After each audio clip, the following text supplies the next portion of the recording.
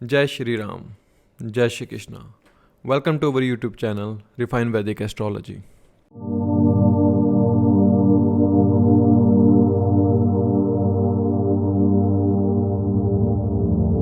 आज का जो सेशन है वो है हमारा पंचम भाव के स्वामी को समझने का।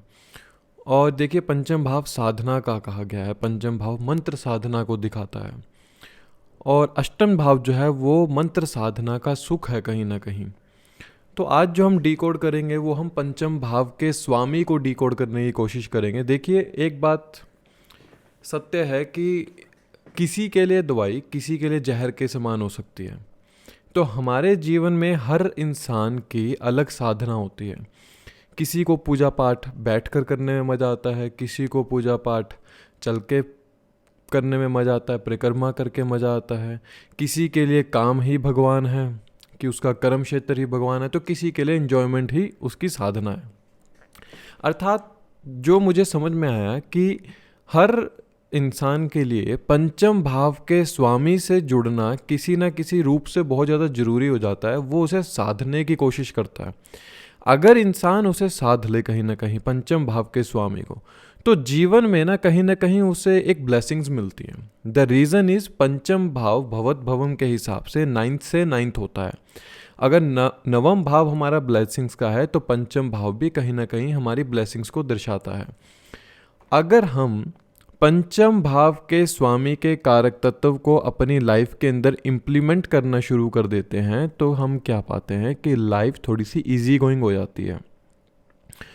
फॉर एग्ज़ाम्पल, जैसे अगर मैं कहूँ कि मान लीजिए एक लियो असेंडेंट है और पंचम भाव में धनु राशि आती है, तो हम बोल सकते हैं कि जातक के लिए उसके मॉरल एथिक्स बहुत ज़्यादा ज़रूरी रहेंगे, बड़ों का आदर सम्मान करना बहुत ज़्यादा ज़रूरी है, पूजा पाठ करना इस जातक के लिए बहुत ज़्यादा आवश्यक है। लेकिन क्या मैं यही बात एक वर्गो असेंडेंट के लिए बोल सकता हूँ जिसके पंचम भाव में मकर राशि आती है? इस जातक के लिए तो लाइफ में प्रोफेशन ही सब कुछ है। इसकी जो साधना है वो इसे प्रोफेशन के अंदर अपलिफ्टमेंट देगी। अर्थात हम कह सकते हैं कि जब तक ये इंसान अपने कार्य क्षेत्र को एक साधना के रूप में नहीं करेगा तो ये अपने लाइफ के अंदर कहीं ना कहीं अपलिफ्ट नहीं कर पाएगा अपने आप को। जो इसको ब्लेसिंग्स चाहिए अपने काम में वो नहीं मिल पाएगी। यहाँ पर हमें अब ये समझना है कि हम किस तरह से पंचम भाव के स्वामी के कारक तत्वों को अपनी लाइफ के अंदर जोड़ें। ठीक है, जो पांचवें भाव का स्वामी है कहीं ना कहीं बैठा होगा, आपके 12 भावों में से कहीं ना कहीं बैठा होगा। अभी हम सिर्फ प्लेसमेंट की नहीं, हम सिर्फ फिफ्थ लॉर्ड के कारक तत्व के बारे में बात करेंगे जो इस भाव की जड़ है। कहीं ना कहीं हर भाव की एक जड़ होती है जो उसका स्वामी होता है। पंचम भाव में जो भी आपके जोडिएक साइन आता है, आप उस जोडिएक साइन के लॉर्ड के कारक तत्वों को किस तरह से अपनी लाइफ के अंदर इम्प्लीमेंट करते हैं और किस तरह उस लॉर्ड के कारक तत्वों को अपनी लाइफ के रूटीन में ऐड ऑन करते हैं, ये बहुत ज़्यादा ज़रूरी है। जब तक आप पांचवें भाव के कारक तत्वों से नहीं जुड़ते हो, पांचवें भाव के लॉर्ड के कारक तत्वों से नहीं जुड़ते हो, तब तक आप कहीं ना कहीं पाएंगे लाइफ के अंदर आपको ना स्ट्रगल देखने को मिलता है। क्योंकि देखिए, ये ना त्रिकोण का भाव है पंचम भाव, और जो त्रिकोण का स्वामी होता है वो हमेशा ही लगन का प्रिय मित्र होता है, याद रखिएगा हमेशा।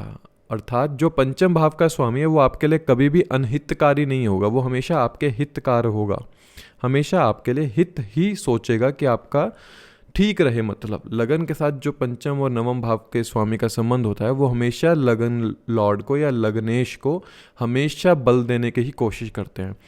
तो क्यों ना हम पांचवें भाव के स्वामी के कारक तत्व को अपने रूटीन के अंदर ऐड कर लें। तो ये वीडियो आप इस हिसाब से देखिए कि D1 चार्ट के अकॉर्डिंग आपके फिफ्थ हाउस लॉर्ड कौन बनते हैं, D9 चार्ट के अकॉर्डिंग फिफ्थ हाउस लॉर्ड कौन होते हैं, मून चार्ट के अकॉर्डिंग फिफ्थ हाउस लॉर्ड कौन होते हैं। जब आप इन तीन लॉर्ड को देखेंगे, इन तीन लॉर्ड्स में से आपने देखना है एक्चुअली में आप अपनी डेली लाइफ रूटीन के अंदर कौन सा कारक तत्व ज़्यादा करते हो। उससे आपको ये पता चल जाएगा कि आपका मन बलवान है, लगन स्ट्रांग है, या आपकी प्रारब्ध जो है आपको अब सही रास्ते पर लेके जा रही है। अगर तो आप D9 चार्ट के अकॉर्डिंग काम करते हो तो कहीं ना कहीं आप पाएंगे कि ब्लेसिंग्स हैं आपके ऊपर, और आप जो कार्य कर रहे हैं या जो भी आप रूटीन के अंदर अपनी एक्टिविटीज़ को ऐड कर रहे हैं वहाँ से आपको प्रारब्ध जो आपको मिलनी है अर्थात वो ऑटोमेटिकली अलाइन है D9 चार्ट के अकॉर्डिंग। अगर आपकी जो D9 चार्ट के अकॉर्डिंग अगर आपका 5th हाउस लॉर्ड आप उसके रूप में कार्य कर रहे हैं तो ये देखिए पंचम भाव ना मंत्र साधना का है, पंचम भाव प्रेम संबंध का है, रिलेशनशिप को भी दिखाता है। पंचम भाव आपका कहीं ना कहीं दिल को दिखाता है। जो आपका दिल है ना, आपका दिल कहाँ लगेगा, आपके दिल में चलता क्या है, वो 5th हाउस लॉर्ड बताता है आपका। 5th हाउस लॉर्ड मान लीजिए सूर्य है फॉर एग्जाम्पल, किसी के मेष लगन का चार्ट है तो पंचम भाव में सूर्य आता है, तो आप क्या देखने को मिलेगा कि जो जातक होगा ना उसके लिए सेल्फ रिस्पेक्ट बहुत ज़्यादा मैटर करेगी। ऐसे जातक के लिए सब कुछ संभव है, बस उसकी सेल्फ रिस्पेक्ट को कोई ना छेड़े। तो इस जातक के लिए साधना क्या हुई, इस जातक के लिए साधना ये हुई कि जब ये दूसरों को रिस्पेक्ट कर रहा है, एवज में इसको रिस्पेक्ट मिले ना मिले ये मैटर नहीं करता है, यही इसको साधना है एक्चुअली में।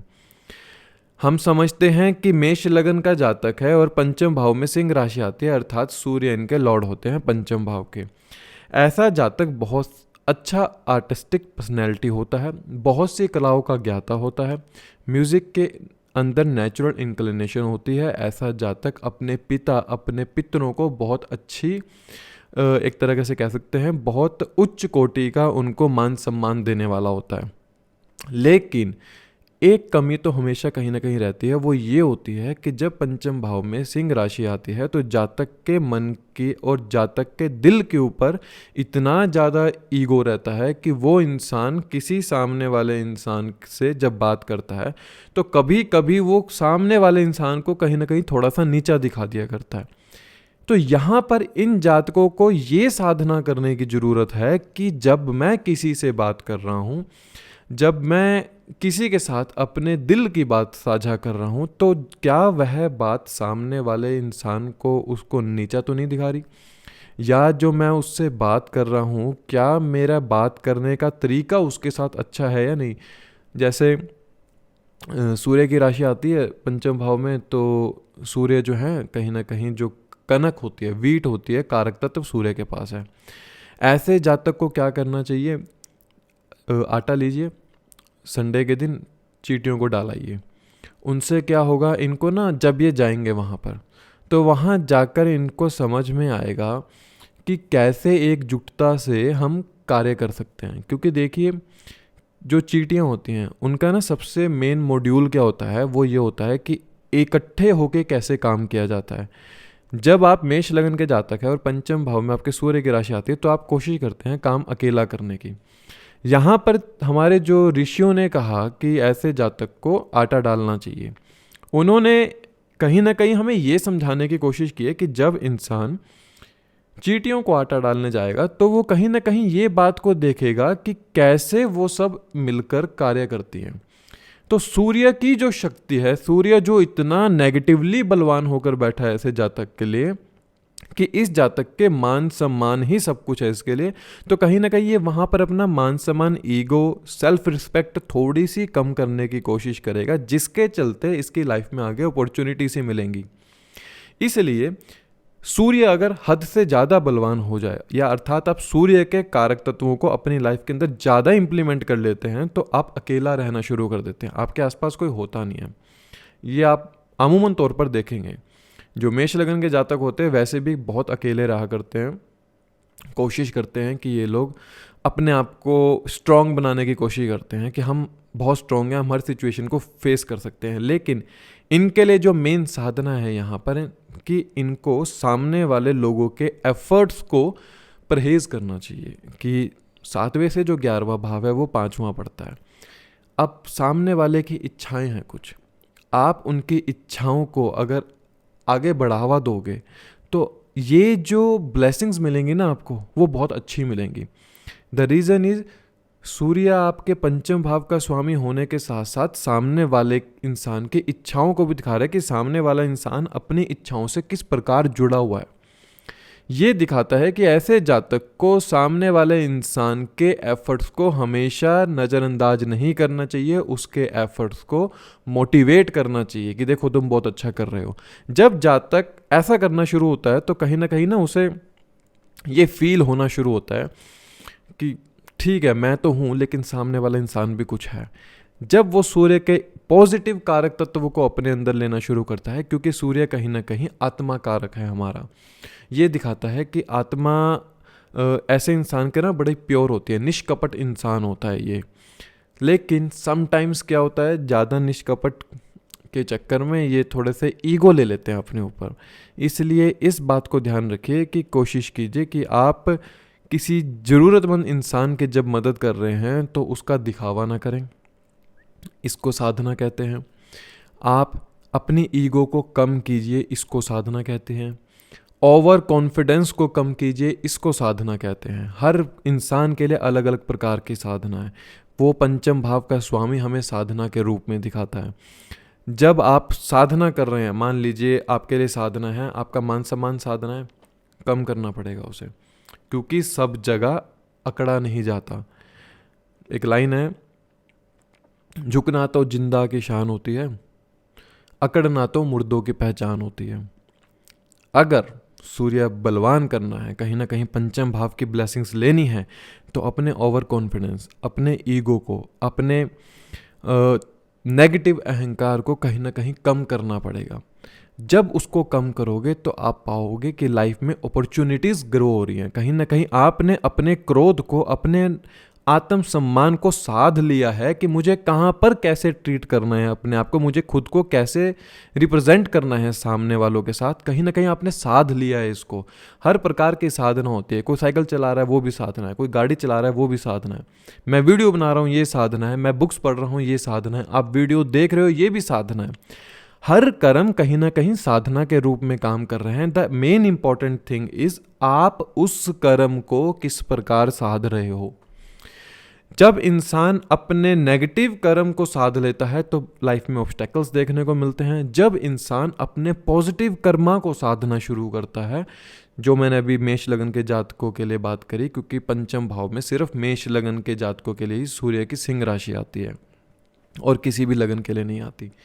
तो जब ये जातक अपने क्रोध को साध लेता है, जब ये जातक अपने पितरों को, अपने पिता को, अपने गुरु को एज अ साधक कह सकते हैं हम, एज अ गुरु के रूप में लेना शुरू कर देता है, उनको साधना शुरू कर देता है, तब ये जातक कहीं ना कहीं अपनी लाइफ में एक पॉजिटिव ऑरा क्रिएट कर लेता है, जो इसको ब्लेसिंग्स के रूप में कार्य करने में मदद करती है। अब जैसे सूर्य का जो प्रकाश होता है वो कहीं ना कहीं येलोइश होता है। मोस्ट प्रोबेबली हो सकता है ऐसे जातक जब एजुकेशन में हो या फिर कोई भी आर्ट का काम करते हो, कुछ म्यूजिकल इंस्ट्रूमेंट बजा रहे हो, या ये पढ़ रहे हैं या काम कर रहे हैं, तो इनको वाइट लाइट से ज़्यादा येलोइश लाइट पसंद होती होगी मोस्ट प्रोबेबली, मुझे जो लगता है। जैसे थोड़ी वार्म वाइट लाइट होती है ना, उस लाइट में रहकर ये काम करना है इनको पसंद होता होगा। अर्थात उस लाइट का ऑरा इनकी पंचम भाव में जो सूर्य की राशि है उस ऑरा से मैच कर जाता है, वहाँ पर इनके जो दिल है ना खुश होता है। तो ऐसे जातकों को येलोइश लाइट बहुत अच्छी लगती है। अपनी ओवर पॉजेसिवनेस जो नेचर है वो थोड़ी सी कम करनी चाहिए। सूर्य का स्वभाव होता है राजा के समान काम करना, तो सूर्य यहाँ पर दिखाते हैं कि जातक जिसके साथ प्रेम करता है उनको बांधना शुरू कर लेता है। ये ओवर पॉजेसिवनेस नेचर को दिखाता है। यहाँ पर इनको अपनी नेचर को साधना जरूरी है कि मुझे छोड़ देना है, मुझे किसी भी बात को लंबे स्तर तक नहीं पकड़ना है, मुझे छोड़ना है। क्योंकि जब तक आप छोड़ोगे नहीं, यहाँ पर सूर्य आपका पॉजिटिवली रूप में कार्य नहीं कर पाएगा। तो अपनी नेचर को साधो कि मुझे किसी भी बात को लंबे रूप से पकड़ना नहीं है और मुझे किसी के लिए इतना ओवर पॉजेसिव नहीं होना है कि मैं उसको बांधने लग जाऊं और वो मुझसे ऑटोमेटिकली दूर होता चला जाए।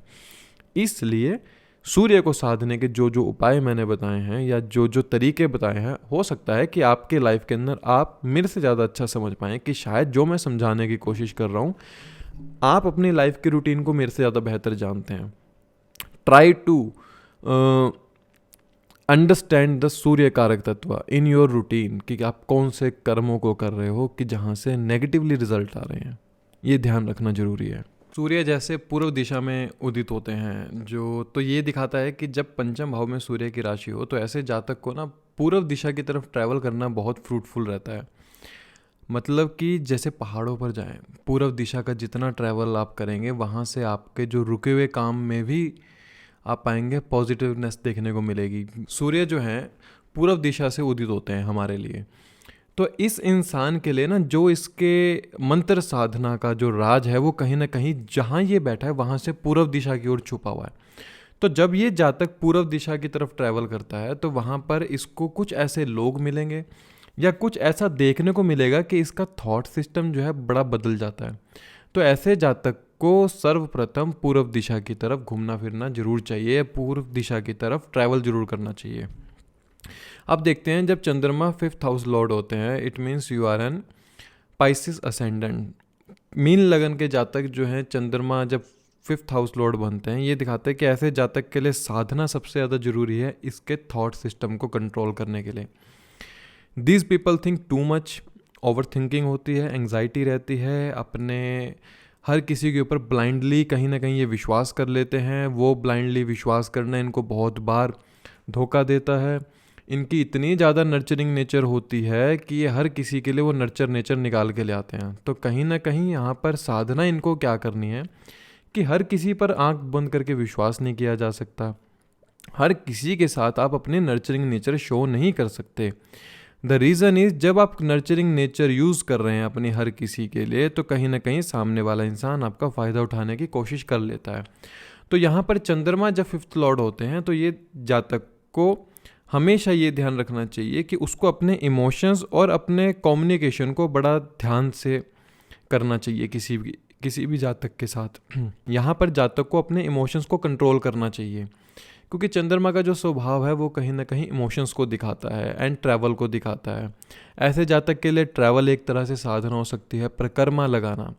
जैसे वृंदावन जाते हैं हम, परिक्रमा लगाते हैं तो चंद्रमा अलाइन हो जाता है और राहु भी अलाइन हो जाता है।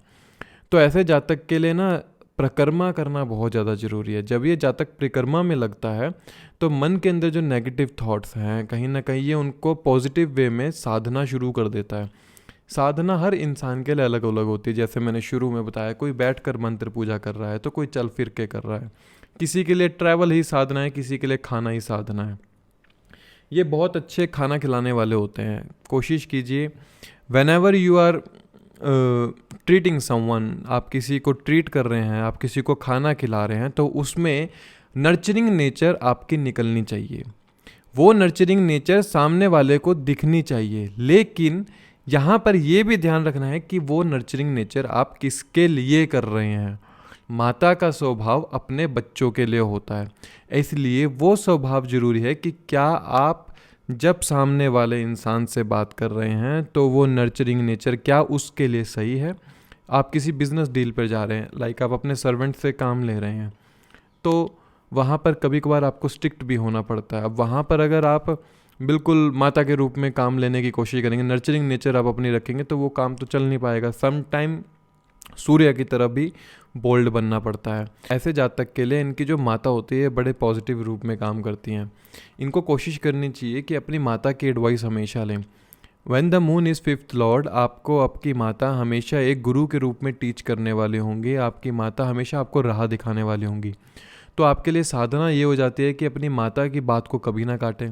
आपके लिए साधना ये हो जाती है कि इमोशनल जो आपका डिसबैलेंस रहता है उसको आप बैलेंस करना सीखें through nurturing nature, through travel. आपने देखा होगा कि चंद्रमा की राशि में जुपिटर एक्सॉल्टेड हो जाता है, क्योंकि जो जुपिटर का जो स्वभाव हो जाता है वो एक नर्चरिंग नेचर वाला हो जाता है। अर्थात गुरु जब एक नर्चरिंग नेचर को अपना लेता है तो वो उच्च कोटि का गुरु हो जाता है। तो ऐसे जातक को ये ध्यान रखना चाहिए कि जब वो किसी को एजुकेट भी कर रहा है या एजुकेशन के रूप में वो कार्य कर रहा है या किसी को सिखा रहा है, किसी को पढ़ा रहा है कुछ, तो उस देने में, उस ज्ञान को देने में ऐसे जातक का निस्वार्थ सेवा होनी चाहिए। तभी यहाँ पर जो पंचम भाव में मून की राशि जो है, इनके कर्क राशि जो है, यहाँ पर ये जातक की एजुकेशन के अंदर अपलिफ्टमेंट देगी कहीं ना कहीं। एंड जैसे जुपिटर बनते हैं आपके, मान लीजिए अगर आप लियो सेंडेंट है या स्कॉर्पियो सेंडेंट है, लियो सेंडेंट में धनु राशि आती है पंचम भाव के अंदर, एंड स्कॉर्पियो सेंडेंट में आपकी मीन राशि आती है। तो ऐसे जातकों के लिए ना एजुकेशन एक साधना है। मंत्र साधना भी इनके लिए बहुत ज़्यादा ज़रूरी है कि ये लोग हैं जो मंत्र साधना कर सकते हैं, क्योंकि जो द्विस्वभाव राशि है जो यहाँ पर आती है इन दोनों के लिए, अर्थात ये लोग मंत्र की साधना भी कर सकते हैं, ये लोग परिक्रमा भी कर सकते हैं। एजुकेशन को परसू करना या एजुकेशन लेना इनकी लाइफ में एक साधना की तरह है। एंड आप देखेंगे कि ऐसे जातक के लिए हो सकता है कि ये जातक अपने बच्चों से बहुत प्रेम करते हों, अपनी पहली संतान से बहुत प्रेम करने वाला होता है ऐसा जातक। वो भी एक साधना है इनके लिए कि उनको इतना केयर करता है कि समटाइम्स बांधने लग जाता है। तो साधना के रूप में उसको ऐसा लीजिए कि मुझे आज़ाद छोड़ना है। अगर आप प्रभु भक्ति करते हैं, आप नित्य पूजा पाठ करते हैं, तो उस भगवान पर थोड़ा सा विश्वास रखिए और अपने बच्चों को बांधना छोड़ना बंद कर दीजिए, जो ये साधना आपने करनी है। ऐसे जातक बहुत अच्छे आर्टिस्टिक पर्सन होते हैं। They have a very good knowledge about the musical instruments and music की बहुत अच्छी नॉलेज होती है ऐसे जातक को। इट शोज़ कि ऐसा जातक बहुत से म्यूज़िक इंस्ट्रूमेंट को बजाने वाला होता है। So whenever you feel sometime irritate और डिप्रेशन जैसी चीज़ों को फील करें, तो कोशिश कीजिए कि 5वें भाव में जो ये धनु राशि आती है, अपने गुरुओं के पास जाइए, गुरु से मिलिए, अपने पिता से बात करिए, अपने पिता के साथ समय व्यतीत कीजिए। कहीं ना कहीं ये आपके लिए साधना है कि पिता और गुरु की एडवाइस मानना आपके लिए अच्छा रहेगा हमेशा। And for the Scorpio ascendant, जैसे पाइसेस साइन आता है इनके 5वें भाव में, तो एनजीओज़ में चले जाइए, चैरिटी कीजिए, जाके हो सके तो मेडिटेशन कीजिए। ये आपके लिए साधना बहुत ज़्यादा ज़रूरी है, जिससे आपका 5वां भाव जो दिल है, हार्ट है, वो थोड़ा सा खुश रहे और नेगेटिवली चीज़ों से दूर रहे। हर प्रकार से अगर देखा जाए, जुपिटर का जो साइन आता है 5वें भाव के अंदर, ये आपको मंत्र साधना की तरफ बहुत प्रेरित करता है। ऐसे जातक के लिए मंत्र साधना एक ऐसा है कि जैसे सांस लेना है। जब तक ये मंत्र को साध नहीं लेते, किसी भी मंत्र को, अगर हो सके जुपिटर का साइन है तो विष्णु जी की पूजा करना बहुत अच्छा रहता है ऐसे जातकों के लिए, या अपने गुरु या अपने पिता को भक्ति के रूप में, एक भक्त के रूप में पूजने वाले हों, तो ये मंत्र साधना इनके लिए। लेकिन वन थिंग मोर, कि आप अपनी नॉलेज का ज़्यादा दिखावा ना करें। मान लीजिए आपको सब कुछ आता है, you are very artistic personality, आपके पास सब कुछ है वो, लेकिन उसका दिखावा ना करो, क्योंकि जुपिटर का जो काम है ना, वो ऐसा है कि वो दिखावे में विश्वास नहीं करता। वो विश्वास रखता है कि आपके पास नॉलेज है, you use your knowledge when someone ask you. अर्थात एडवाइस देनी है, आपको एडवाइस देना अच्छा लगता है तो, लेकिन ये मतलब नहीं कि आप हर किसी को एडवाइस दे रहे हैं। कोई मांगे तब एडवाइस दीजिए, उस एडवाइस का ज़्यादा फलीभूत रिजल्ट देखने को मिलेगा। साधना के रूप में ये लोग ऐसा कर सकते हैं कि अपनी नॉलेज को ये लोग एक चैरिटी के रूप में यूज़ कर सकते हैं। अपनी नॉलेज को ये लोग अपनी संतान को सिखा सकते हैं। ये भी एक साधना है कि जो नॉलेज आपको मिली है अपने पास न रखें, उस नॉलेज को चैरिटी के रूप में यूज़ करें। But when someone ask you, ऐसा नहीं कि हर किसी के सामने बोलना शुरू हो जाएं अपने नॉलेज को लेकर। जो होशियार इंसान होता है ना, वो हमेशा चुप रहना पसंद करता है और अकेला रहकर अपनी एजुकेशन को पूरा करने की कोशिश करता है। इसलिए अपने आप को एजुकेट कीजिए, ये बहुत ज़्यादा ज़रूरी है for the Leo ascendant and for the Scorpio ascendant. कि आपको स्कॉर्पियो असेंडेंट के लिए तो ट्रैवल बहुत ज़्यादा ज़रूरी है, अन्यथा बहुत ज़्यादा सोचने वाले होंगे। ट्रैवल कीजिए, एनजीओज़ में जाइए, चैरिटी कीजिए, हो सके तो फॉरेन ट्रैवल अगर आपका होगा तो बहुत फ्रूटफुल रहेगा। हमेशा साधना के रूप में अगर मैं कहूँ तो चैरिटी आपके लिए सर्वप्रथम साधना है। और लियो असेंडेंट के लिए एजुकेशन और म्यूज़िक को समझना, ये सबसे ज़रूरी साधना है इन जातक के लिए। जुपिटर में आपको ये देखना चाहिए कि how you treat with the grounded peoples. अपने से निचले स्तर पर लोगों के साथ आप किस तरह बिहेव करें, ये भी एक साधना है। अच्छे से बिहेव करें, क्योंकि गुरु का जो संबंध है वो बिहेवियर से बहुत ज़्यादा है कि आप सामने वाले इंसान के साथ किस तरह बिहेव कर रहे हैं। इट ऑल्सो शोज़ कि ऐसा जातक के पास फॉरगिव करने की शक्ति बहुत ज़्यादा अच्छी होती है, कि ये जातक सामने वाले लोगों की गलतियाँ बहुत अच्छे से माफ़ कर सकता है। अगर आप सामने वाले लोगों की गलतियाँ नहीं माफ़ कर रहे हैं तो कहीं ना कहीं आप अपने पंचम भाव को ख़राब कर रहे हैं। When ever the Sagittarius and Pisces sign are in the 5th house, it shows the native will be kind hearted and the native will be very polite in the nature. उसको forgive करना बहुत अच्छे से आता होगा।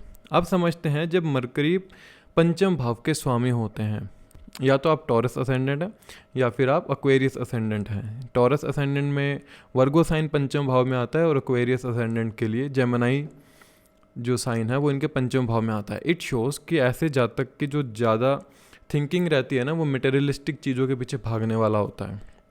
Wealth family in सब के पीछे भागने वाला होता है। सो इनके लिए क्या साधना हो सकती है कि ये अपने मन को और अपनी बुद्धि को, अपने दिल को कहीं ना कहीं संतुष्ट कर सके। सो द मेजरली प्रॉब्लम इनको देखने को मिलती है कि स्टेबिलिटी, इनके ना लाइफ में स्टेबिलिटी नहीं हो पाती है।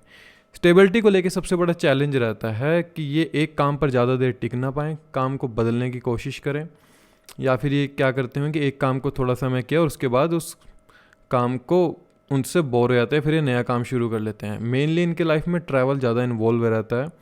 एंड इन लोगों के लिए जो साधना है ना, वो सबसे अच्छा साधना है कि ये ट्रैवल करें और अध्यात्म की तरफ ज़्यादातर ट्रैवल करें। द रीज़न इज़, पंचम भाव में अगर कन्या या मिथुन राशि है तो ऐसे जातक जो हैं, एक तो विष्णु जी और श्री कृष्ण जी के बहुत बड़े भक्त होते हैं, और ये ज़्यादातर वृंदावन हो गया, अपना सालासर हो गया, ठीक है, अपना हम अलग अलग जगह पर जहाँ पर विष्णु जी की या श्री कृष्ण जी की पूजा की जाती हो, वहाँ पर जाना इनको बहुत अच्छा लगता है। और ये लोग वो लोग होते हैं जो ताली बजाकर साधना करने वाले होते हैं। आपने पाया होगा, if you are Taurus ascendant and Aquarius ascendant, तो जहाँ भी कीर्तन हो रहा हो या कहीं मंत्र साधना चल रही हो तो आपके ऑटोमेटिक तालियां बजनी शुरू हो जाती हैं। ये भी एक प्रकार की साधना है। द रीज़न इज़, कहीं ना कहीं जो जेमिनी साइन है हमारे हाथों को दिखाता है, एंड जो वर्गो साइन है वो हमारी सेवा भावना को दिखाता है। तो ऐसे लोग बहुत अच्छे परिक्रमा करने वाले भी होते हैं, क्योंकि जेमिनी साइन हमको ये दिखाता है कि जो ट्रैवल में रहना जानता हो, अर्थात ये लोग परिक्रमा करने वाले बहुत अच्छे होते हैं। ये लोग ट्रैवल के द्वारा अध्यात्म को समझने वाले बहुत अच्छे होते हैं, और यही लोग बहुत अच्छी मंत्र साधना करने वाले भी होते हैं। When they naturally inclined in the service, जब ये सेवा में किसी भी प्रकार से सेवा में लगते हैं। बहुत से लोग होंगे जो मंदिरों में, गुरुद्वारों में जो सेवा करना जानते हों, ये लोग वहाँ पर अपने हाथों से सेवा किया करते हैं, तो ये इनके लिए साधना है। अल्दो यहाँ से हम देखते हैं कि इनके लिए सबसे बड़ी चीज़ और साधना क्या है, साइलेंट मेडिटेशन। आपके पास जो चीज़ है आप सिर्फ वही चीज़ का शो ऑफ कीजिए, don't try to show off more. आप जो आपके पास नहीं है उस चीज़ का शो ऑफ करने का फ़ायदा नहीं है, क्योंकि यहाँ पर आप अपने पंचम भाव को ख़राब कर रहे हैं, पंचम भाव के कारक तत्वों को ख़राब कर रहे हैं। कोशिश कीजिए अपने मॉरल और कर्मा के ऊपर स्टिक रहने की कोशिश कीजिए, कि आप अपने मॉरल कर्मों पे खड़े रहें, उनको बदलें नहीं, उनको सिचुएशन के अकॉर्डिंग ना बदलें। ये साधना करनी चाहिए आपको। हेल्पफुल नेचर होते हैं नो डाउट, लेकिन क्या होता है कि कम्युनिकेशन में थोड़ा सा क्या होता है कि ये ज़्यादा बात करने वाले हो जाते हैं, कहीं ना कहीं ओवर कम्युनिकेटिव हो जाते हैं। समटाइम्स यही चीज़ ओवर कम्युनिकेटिव इनके माइंड को नेगेटिवली ट्रीट करना शुरू कर देती है। जब हम ज़्यादा बोलते हैं ना, तो हम कहीं ना कहीं ज़्यादा अपनी एनर्जी को ख़राब कर रहे हैं। For these people they just have to know the value of silent meditation. देखिए, मरकरी जो है विष्णु जी के प्रतिनिधित्व करते हैं। जो मरकरी की जो पूजा है वो विष्णु जी के लिए की जाती है एक तरह से। सो जब आप अपने मरकरी को साधने की कोशिश कर रहे हैं तो sir try to be in the silent, क्योंकि श्री कृष्ण जी का आपने देखा होगा, विष्णु जी का, वो बहुत कम बोलते हैं, और जितना बोलते हैं वो ज्ञान से भरपूर होता है। अर्थात जब आप कम बोलना शुरू होते हैं तो ज्ञान की वृद्धि कहीं ना कहीं आपकी बुद्धि में होना शुरू होती है, क्योंकि जो बुद्ध हैं वो हमारी बुद्धि के कारक भी हैं। सो whenever you use less communication, less talkative and less voids but more explanation in the words, it shows कि आप अपने मरकरी को कहीं आप साधना शुरू कर रहे हैं। मरकरी को जब आप साधते हैं तो आपकी जो इंक्लिनेशन है ज़्यादातर एजुकेशन की तरफ जाना शुरू हो जाती है। ये दिखाती है कि ऐसे लोग बहुत अच्छी मंत्र साधना कर सकते हैं अगर ये अपनी स्पीच के अंदर या अपनी कम्युनिकेशन के अंदर एक पोलाइटनेस ले आएँ। जो मुझे समझ में आता है वो यही है कि for the Taurus ascendant and for the Aquarius ascendant, इन लोगों को ज़्यादा सोशलाइज या सोशली चीज़ों में नहीं फंसना चाहिए। अगर अपनी बुद्धि को शांत करना चाहते हो, अपने दिल को शांत करना चाहते हो, अब पीस चाहते हो सच में एक्चुअली, तो मंत्र साधना और परिक्रमा, ताली बजाना, कीर्तन में जाना और थोड़ा सा साइलेंट मेडिटेशन की तरफ ध्यान देने की बहुत ज़्यादा ज़रूरत है आप लोगों को। When the Venus becomes your 5th house Lord, ये किन असेंडेंट के लिए होगा? या तो आप जेमिनी असेंडेंट हैं या फिर आप कैप्रिकॉर्न असेंडेंट हैं। अब इन जातक के लिए क्या साधना हो सकती है? एक्चुअली में ये जो होते हैं ये थोड़ा लग्जरी लाइफ के पीछे भागने वाले होते हैं, एंड ये अपना थोड़ा इनका स्वभाव होता है कि मुझे अपने ड्रीम्स के पीछे भागना है, ठीक है। जो जेमिनी असेंडेंट हैं उनके लिए लिब्रा साइन 5th हाउस में आता है, और कैप्रिकॉर्न असेंडेंट के लिए टॉरस साइन इनके 5th हाउस में आता है।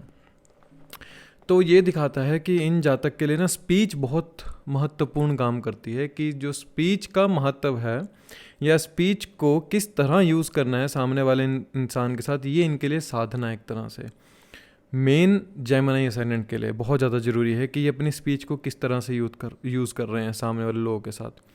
पोलाइटली आपके नेचर होनी चाहिए, पोलाइटनेस स्पीच के अंदर होनी चाहिए, एटिकेट्स एक साधना के रूप में होने चाहिए कि आपने इतनी अपनी स्पीच के ऊपर कमांड ली है कि आपको पता है किस तरह से मुझे बात करना है, ये एक साधना है आपके लिए।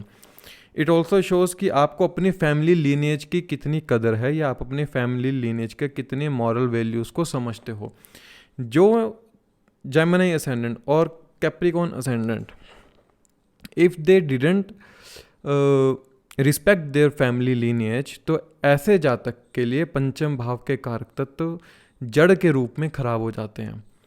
द रीज़न इज़ शुक्र कहीं ना कहीं आपकी फैमिली को दिखाता है। काल पुरुष की कुंडली में शुक्र जो है दूसरे भाव में आते हैं, शुक्र की जो राशि है वो दूसरे भाव में आती है, जो कि आपकी फैमिली, स्पीच, वेल्थ, आप सामने वाले के दर्द का क्या मजाक उड़ा रहे हो, क्या उसके दर्द से आप समझ पा रहे हो। द रीज़न इज सप्तम से जो अष्टम होता है काल पुरुष की कुंडली में, वो आपकी टॉरस साइन होता है और 7th हाउस में लिब्रा साइन आता है। सो इट मैटर ऑल्सो कि आप सामने वाले इंसान के दर्द को समझ रहे हो या उसका मजाक उड़ा रहे हो। एंड समटाइम्स क्या होता है ऐसे जातकों के साथ कि ये लोग इतना ज़्यादा वेल्थ के पीछे भागने वाले होते हैं। स्पेशल कैप्रिकॉर्न असेंडेंट जो हैं हर समय काम के पीछे इस तरह भागने वाले होते हैं कि ये अपनी संतान के साथ और अपनी हॉबीज़ को समय देना भूल जाते हैं। For Capricorn ascendant main purpose इनके लिए बहुत ज़्यादा ज़रूरी है ये मंत्र साधना का, या साधना के रूप में इनको क्या करना चाहिए, अपनी फैमिली के साथ समय व्यतीत करना चाहिए। And these people mainly Capricorn ascendant के लिए मैं जोर दे रहा हूँ कि इनको अपनी संतान के साथ बड़ा ही समय व्यतीत करना चाहिए। अपनी संतान के साथ, प्रथम संतान के साथ एक रिलेशनशिप अच्छा बनाइए और अपनी हॉबीज़ को थोड़ा सा समय देना सीखिए। जब तक आप अपने हॉबीज़ को समय नहीं देंगे तो आप समझ नहीं पाएंगे कि एक्चुअली में आप जो सारा समय काम के पीछे भागते रहते हो, you are very work oriented personality, आप समझ नहीं पाओगे कि आपने क्या खो दिया। In the end you will realise what you have lost. And for the Gemini ascendant, इस जातक के लिए अपने फैमिली के सेक्रीफाइस को समझना ये साधना के रूप में है। What their family actually sacrifice for you, उस सेक्रीफाइस को समझते हुए ये अपनी फैमिली मॉरल वैल्यूज़ को समझना शुरू करते हैं कि हाँ, एक परिवार कितना ज़्यादा ज़रूरी होता है, कि जब मैं हर समय बाहर रहता हूँ तो मेरा परिवार किस तरह से पीछे रहता है। जेमिनी असेंडेंट है ना, तो ये ट्रैवल करना इनका स्वभाव है और पंचम भाव के अंदर इनके तुला राशि आ रही है, तो हो सकता है they have a lots of relationship, but when you ditch someone, जरूरी नहीं सबके लिए, हो सकता है राहु का प्रभाव है तब, when you ditch someone you will realise कि हाउ ही और शी विल बी फीलिंग। इसलिए सामने वाले इंसान की फीलिंग्स की वैल्यूज़ करना बहुत ज़्यादा ज़रूरी है। जब तक आप साधना के रूप में, अब यहाँ पर साधना का काम शुरू होता है कि देखिए मैं अब तक गलत कर्म कर रहा था, तो अब मैं साधना के रूप में लेता हूँ कि मुझे एक रिलेशनशिप को बहुत अच्छे से चलाना है। मैं वर्क ओरिएंटेड था, अब मुझे अपनी फैमिली के साथ समय व्यतीत करना है, मुझे अपनी फैमिली के मॉरल वैल्यूज़ को समझना है, मुझे अपनी फैमिली को समय देना है, मुझे अपनी संतान को समय देना है, मुझे अपनी एजुकेशन को समय देना है। For the Capricorn ascendant, education is more important then Gemini ascendant. Capricorn के लिए ज़्यादा ज़रूरी है कि वो अपने एजुकेशन के प्रति ज़्यादा समय दे, और जेमिनी असेंडेंट के लिए ज़्यादा ज़रूरी है कि वो फेक ब्यूटी के पीछे ना भागे कि everything is beauty, everything is flourish and luxurious for them. Don't run like, जैसे कि हिरन मृग तृष्णा के रूप में, पहले भी मैं बताता हूँ, जैसे हिरन भागता रहता है मृग तृष्णा के वश होकर, पानी हर जगह उसे दिखता है रेगिस्तान के अंदर, ऐसे ही आप अपने ड्रीम्स के पीछे, अपनी इच्छाओं के पीछे इस तरह भाग रहे हो कि यू डिडंट रियलाइज कि what you are losting, what you have lost actually for Gemini ascendant. अब यहाँ पर देखिए कि आप सामने वाले इंसान के लिए गलत वर्ड्स यूज़ कर लेते हैं कैप्रिकॉर्न असेंडेंट के लिए, कि ये सामने वाले जातक के साथ समटाइम्स बड़ा गलत वर्ड यूज़ कर लेते हैं, अब्यूजिंग लैंग्वेज यूज़ कर लेते हैं। In the end they realise yes sometimes I use harsh words, तो इनको वहाँ समझना चाहिए कि मुझे अपनी स्पीच के अंदर एक साधना लाने की ज़रूरत है, मुझे अपनी वर्ड्स के अंदर एक साधना के रूप में काम करने की ज़रूरत है। देखिए छोटी छोटी बातें होती हैं, हम ध्यान नहीं देते हैं। क्यों एक उच्च कोटि का आदमी उसका बोलने का तरीका अलग होता है, क्यों एक उच्च कोटि का आदमी उसका चलने का तरीका अलग होता है? द रीज़न इज़ कहीं ना कहीं वो अपने इन प्लैनेट्स को ऑटोमेटिकली साध लिया करते हैं। साधोगे कैसे? ये थोड़ी कि मंत्र साधना करने बैठ जाओगे तो प्लैनेट्स आप साध लोगे। प्लैनेट को साधना मीन्स अपने एटिकेट्स, अपने एट्रीब्यूट्स, अपने एटीट्यूड के अंदर कुछ ऐसा बदलाव करना कि आपके प्लैनेट के साथ लिंकेज इस तरह हो सके। सो मेनली मैं यही कहना चाहूँगा कैप्रिकॉर्न एसेंडेंट, जेमिनी एसेंडेंट के लिए। अब ये बात जरूरी जेमिनी एसेंडेंट के लिए है कि आप अपने लेबर वर्क या अपने सर्वेंट्स के साथ किस तरह बिहेव कर रहे हो, उस बिहेवियर को साधना जरूरी है, उस बिहेवियर को अच्छा करना जरूरी है।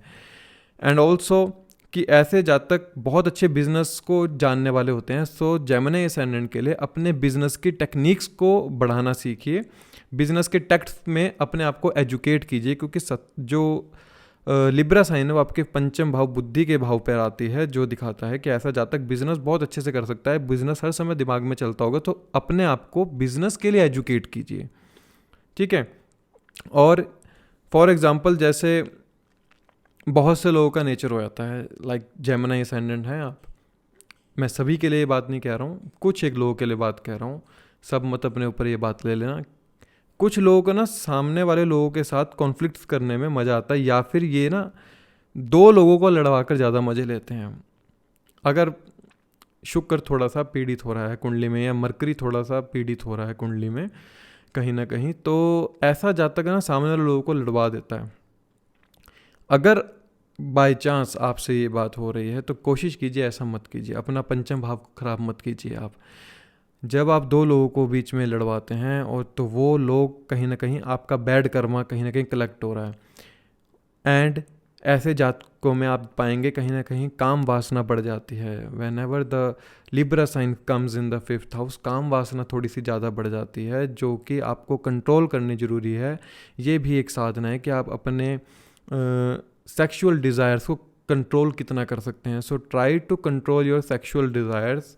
खुद को कहीं ना कहीं आप इंटरेक्शन में लगाइए लोगों के साथ, आप अपने आप को इंटरेक्ट कीजिए लोगों के साथ, कि जब आप लोगों के साथ इंटरेक्ट कर रहे हैं try to understand the human nature. ये जेमिनी एसेंडेंट की साधना होनी चाहिए कि वो अपने सामने वाले लोगों के साथ जब वो इंटरेक्ट कर रहा है तो वो किस तरह से उनके बिहेवियर को और नेचर को समझ पा रहा है।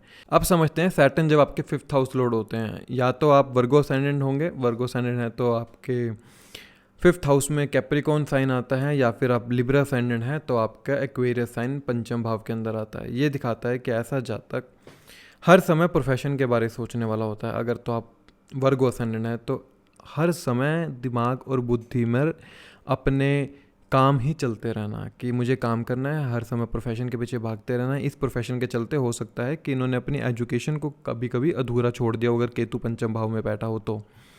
इट शोज़ कि ऐसे जातक अपने चिल्ड्रन के साथ समय व्यतीत करना भूल जाया करते हैं। They have the lots of opportunity in the profession but they didn't get the more opportunity for spending the time with the childrens. हो सकता है कि ऐसे जातक की जो पहली संतान हो वो थोड़ी सी सुस्त होगी, मेरे ख्याल से सुस्त कह सकते हैं, या बड़ा आराम करने वाली होगी। तो कोशिश कीजिए अपनी पहली संतान के साथ समय व्यतीत करने के लिए, ये भी आपकी साधना है। कोशिश कीजिए अपनी हॉबीज़ को समय देने की, कि आप कितना अपना हॉबीज़ को समय दे पाते हैं। You are Libra ascendant and your Aquarius sign coming in the 5th house. It shows कि आपको अपनी इच्छाओं को भी थोड़ा समय देने की ज़रूरत है। इस समय इच्छाओं के ऊपर साधना की ज़रूरत है कहीं ना कहीं। ये दिखाता है कि आप अपने ड्रीम्स के पीछे भाग रहे हैं, ठीक है, लेकिन आप जितना ड्रीम्स के पीछे भागते रहेंगे उतना ही ड्रीम्स से पीछे होते चले जाएंगे। द रीज़न इज़ आप प्रोफेशनली तो अपलिफ्ट होना चाहते हो, लेकिन आप अपनी हॉबीज़ को कहीं ना कहीं समय नहीं दे पा रहे हो। जीवन में ना हर चीज़ बैलेंस करनी ज़रूरी है, ठीक है, प्रोफेशनली वर्क भी ज़रूरी है, लेकिन आपके जीवन में तीसरा और पंचम भाव भी कहीं ना कहीं है कुंडली में, जो कि आपकी हॉबीज़ को दिखाता है, आपकी खेल कूद की चीज़ों को दिखाता है। ये दिखाता है कि देखिए कुंडली का जो एक भाग होता है ना वो हमारी हॉबीज़, हमारी एजुकेशन को दिखाता है, तो एक भाग होता है वो हमारी हायर एजुकेशन और प्रोफेशन को दिखाता है। अब इंसान एक भाग को तो पूरी तरह से एक्टिवेट रखता है और एक भाग को बिल्कुल जीरो कर देता है बिना उन चीज़ों में लगे। So for Libra ascendant and for Virgo ascendant, ऐसे जातक के लिए अपने प्रोफेशन के साथ साथ कहीं ना कहीं हॉबीज़ को समय देना बहुत ज़्यादा ज़रूरी है. इट शोज़ वन थिंग कि आपको अपनी रूटीन को थोड़ा सा एक इस तरह से बनाना होगा कि आप काम भी कर रहे हैं, बच्चों के साथ समय व्यतीत कर रहे हैं, म्यूज़िक को सुन रहे हैं. द लिब्रा असेंडेंट बहुत अच्छे म्यूज़िक को जानने वाले होते हैं. They have a natural singing capability. कोशिश कीजिए अपनी सिंगिंग के ऊपर और काम करने की कोशिश कीजिए. आप अपनी सेवा के ऊपर और काम कर सकें. अगर आप वर्गो असेंडेंट हैं तो आपका स्वभाव होता है सेवा करने वाला, कैलकुलेटिव माइंड होता है. एंड पंचम भाव में जो इनके कैप्रिकॉन साइन आता है, ये दिखाता है कि बुद्धि पर हर समय जो काम चलता रहता है, उस काम के अंदर अब एक रूटीन में कुछ ऐसा बनाने की ज़रूरत है कि आप अपने बुद्धि को इस तरह से साधें, अपने रूटीन को इस तरह से साधें कि आप हर चीज़ को अलाइन कर सकें. समटाइम्स क्या होता है कि वर्गो असेंडेंट के लिए ओवर स्मार्टनेस ना इनको कहीं ना कहीं भारी पड़ जाती है. आप बहुत ज़्यादा ओवर स्मार्ट हो रहे हैं किसी भी काम को निकलवाने के लिए, और इन द एंड क्या होगा, वो जो ओवर स्मार्टनेस है आपको नेगेटिवली रिजल्ट देना शुरू कर देती है. वर्गो असेंडेंट है, पंचम भाव में कैप्रिकॉन साइन आ रहा है, तो इट शोज़ कि ऐसा जातक अपनी बुद्धि पर हर समय काम लेकर चलता है, या अपनी हॉबीज़ को अगर ऐसा इंसान कर्म क्षेत्र बना ले तो इससे बढ़कर कुछ नहीं होगा. ये भी एक साधना है. Try to use your hobbies in the profession. And for Libra ascendant, जब ये काम करने बैठते होंगे तो इनकी इच्छाएं जाग जाती होंगी कि हाँ मुझे सोशली कुछ देखना है, मुझे सोशली भी एक्टिव होना है. इनकी बुद्धि पर हर समय ये चलता रहता होगा. और जब ये काम करने बैठेंगे तब इन्हें याद आएगा कि मेरा वो काम अधूरा रह गया, मुझे वो काम पूरा करना है. क्योंकि एक्वेरियस साइन है ना, इच्छाओं का कहीं ना कहीं क्षितिज जो है कालपुरुष की कुंडली में, ये इच्छा त्रिकोण का क्षितिज है, वो राशि इनके पंचम भाव में आ गई. तो जब ये अपना काम करने बैठते हैं तो काम करते समय इनको याद आता होगा हाँ मुझे उसको भी मैसेज करना है, उसको भी मैसेज करना है. द रीज़न इज़ कहीं ना कहीं बुद्धि तो चाहती है कि मैं अपने आप को थोड़ा सा इन्जॉय फील करवा सकूं, लेकिन इनका जो स्वभाव होता है कि मुझे हर समय काम करना है, मुझे हर समय इंटरेक्ट करना है लोगों के साथ, ये अपने उस बिहेवियर के चलते ये ज़्यादा समय नहीं दे पाते अपने हॉबीज़ को. So try to enjoy your life, be indulge in the entertainment things. Virgo और लिब्रा साइन के लिए, दोनों के लिए यही है कि ये लोग सिर्फ एंटरटेन नहीं करते लाइफ को. So try to entertain the life. अपने जीवन को इन एक्टिविटीज़ में लगाइए कि जहाँ पर आप जीवन को कहीं ना कहीं काम भी कर रहे हैं तो लाइफ को एंटरटेन भी करना सीखिए कि मुझे किस तरह से एंटरटेन करना है. ये एक साधना इन जातक के लिए कि खुद को अपना एंटरटेनमेंट जैसी चीज़ों के अंदर इंडल्ज करना. When the Mars become the 5th house Lord, या तो आप सैजिटेरियस असेंडेंट होंगे या फिर आप कैंसर असेंडेंट होंगे. सैजिटेरियस असेंडेंट के लिए एरीज साइन आपके 5th हाउस के अंदर आता है, और कैंसर साइन के लिए स्कॉर्पियो साइन आपके 5th हाउस में आता है. सबसे पहले ये दिखाता है जब मंगल की राशि 5वें भाव में आती है तो समटाइम्स यू फील अग्रेशन. बुद्धि में ना गुस्सा चलता रहता है, इरिटेशन, एंग्जाइटी, ये सब चीज़ें चलती रहती होंगी. और कभी कभी ऐसा भी होता होगा कि आपका अपने बच्चों के साथ ना बन पाना, बच्चों के साथ कहीं ना कहीं एक मतभेद रहता है, एंड स्पाउस के साथ कहीं ना कहीं मतभेद देखने को मिलेगा. बट ऐसे जातक, specially for the cancer ascendant, ये लोग इतने धुन के पक्के होते हैं कि जब ये किसी काम के पीछे पड़ जाते हैं तो उस काम को पूरा करके रहते हैं. और धनु लगन के जातकों के लिए ये लोग, जब इनकी बुद्धि में कोई काम आ जाता है ना, बुद्धि पर आ गया कि मुझे इस काम को बाय हुक और बाय क्रुक पूरा करना है, तो ये उस काम को पूरा करके छोड़ते हैं. दोनों में कहीं ना कहीं ये चीज़ है, दोनों लग्नों में, कि जब पंचम भाव में जो इनके मंगल की राशि आती है, ये दिखाते हैं कि ऐसे जातक की बुद्धि पर सबसे ज़्यादा काम करने का बोझ रहता है. अल्दो ये काम कर भी लेते हैं, लेकिन ये साधेंगे कैसे किस चीज़ को, इनके लिए ना मंत्र साधना बहुत ज़्यादा ज़रूरी है. द रीज़न इज़ जो पाइसेस, जो एरीज साइन है वो कालपुरुष की कुंडली में लगन में आता है, जो हमारे मस्तिष्क को दिखाता है. और जो स्कॉर्पियो साइन है वो अष्टम भाव में आता है, जो कि साधना का सुख को दिखाता है. So these native make sure, इनको एक चीज़ को ध्यान रखना चाहिए कि क्या ये मंत्र साधना कर पा रहे हैं, कि आप कितने हनुमान जी के डिवोटी हैं. ऐसे जातकों को ना एक खास बात होती है, ये हनुमान जी के परम भक्त होते हैं. आप पाएंगे कि कहीं ना कहीं हनुमान जी की मूर्ति इनके पास हो, हनुमान जी की हनुमान चालीसा रोज़ पढ़ना, हनुमान जी का साथ इनको ऐसा लगता होगा कि हर वक्त हनुमान जी मेरे साथ रहते हैं. So try to chant mantra of Hanuman जी.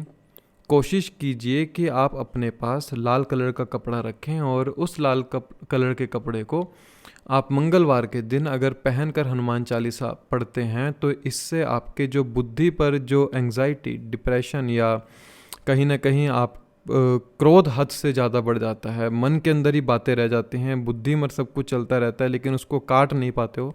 तो whenever this people chant Hanuman ji mantra या फिर हनुमान जी की साधना करते हैं तो इन जातक के लिए सबसे अच्छा रिजल्ट निकल के आता है।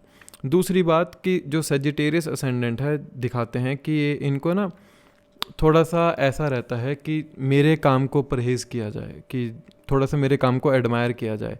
जब वो काम को कोई सामने वाला इंसान एडमायर नहीं करता तो इनके बुद्धि में थोड़ा सा नेगेटिवली ट्रेट होना शुरू हो जाता है, नेगेटिवली इफेक्ट आने शुरू हो जाते हैं। Try to change into positive way.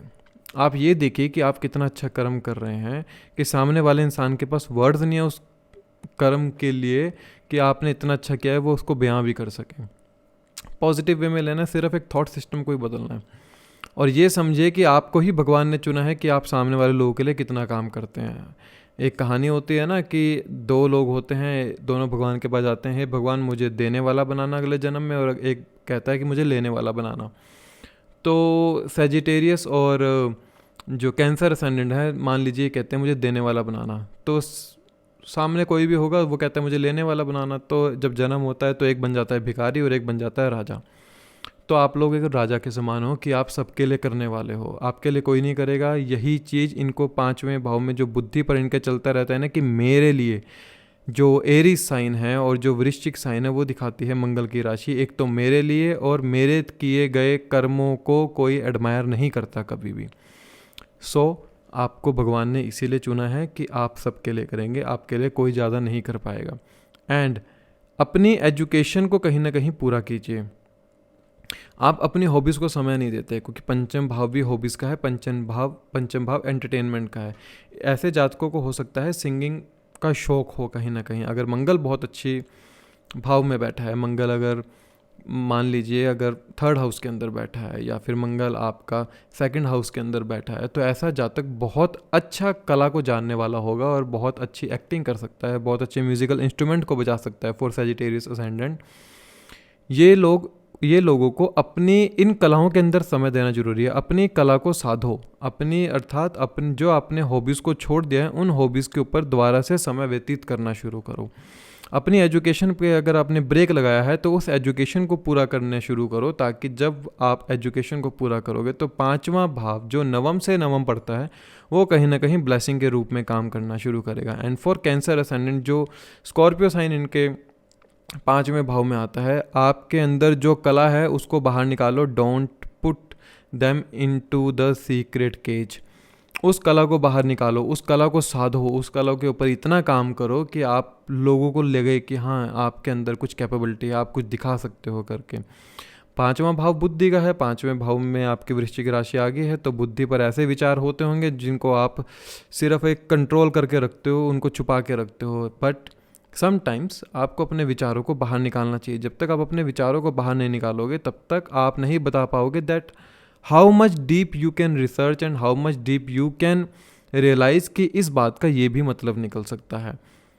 So for Sagittarius ascendant and for cancer ascendant, Mars को अलाइन करने का सबसे अच्छा तरीका है एक थोड़ा सा फिजिकल एक्टिविटीज़ में लगिए, अपने हॉबीज़ को समय दीजिए। If you are playing a cricket, कोई भी आप एक्टिविटीज़ करते हैं, कोई भी गेम खेलते हैं, तो उन गेम के अंदर वापस से समय देना शुरू कर दीजिए। यही साधना है आपकी कहीं ना कहीं। मंगल की राशि आपको 5वें भाव में इसीलिए मिली है that you have to give time in the hobbies, you have to give time in the artistic activities. कोई भी प्रकार की कला है उसमें समय देना शुरू कर दीजिए।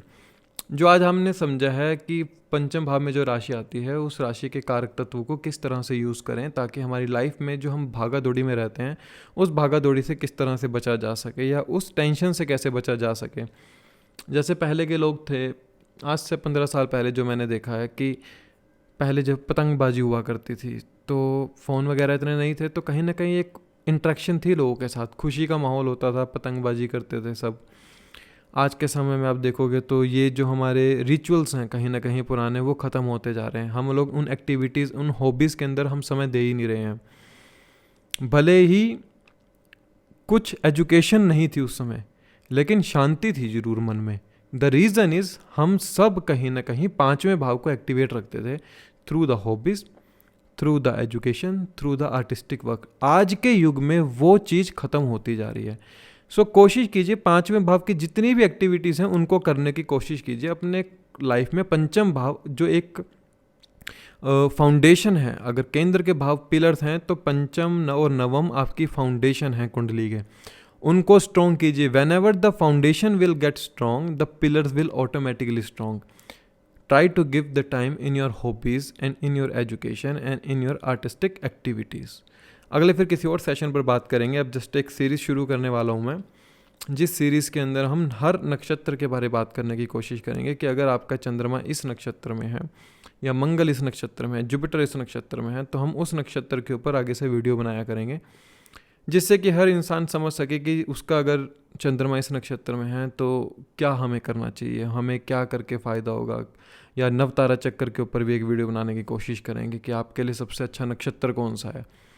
अब आप डिसाइड कीजिए कि चंद्रमा किस नक्षत्र में उसके ऊपर वीडियो बनाई जाए या नवतारा चक्कर के ऊपर। देखिए नवतारा चक्कर एक बहुत अच्छी टेक्निक है जिससे आप बहुत कुछ कार्य सिद्ध कर सकते हैं। डिपेंड आपके ऊपर करता है कि आप क्या चीज़ देखना चाहते हैं। अगले फिर और सेशन पर किसी बात करेंगे। तब तक के लिए धन्यवाद। जय श्री कृष्णा, जय श्री राम।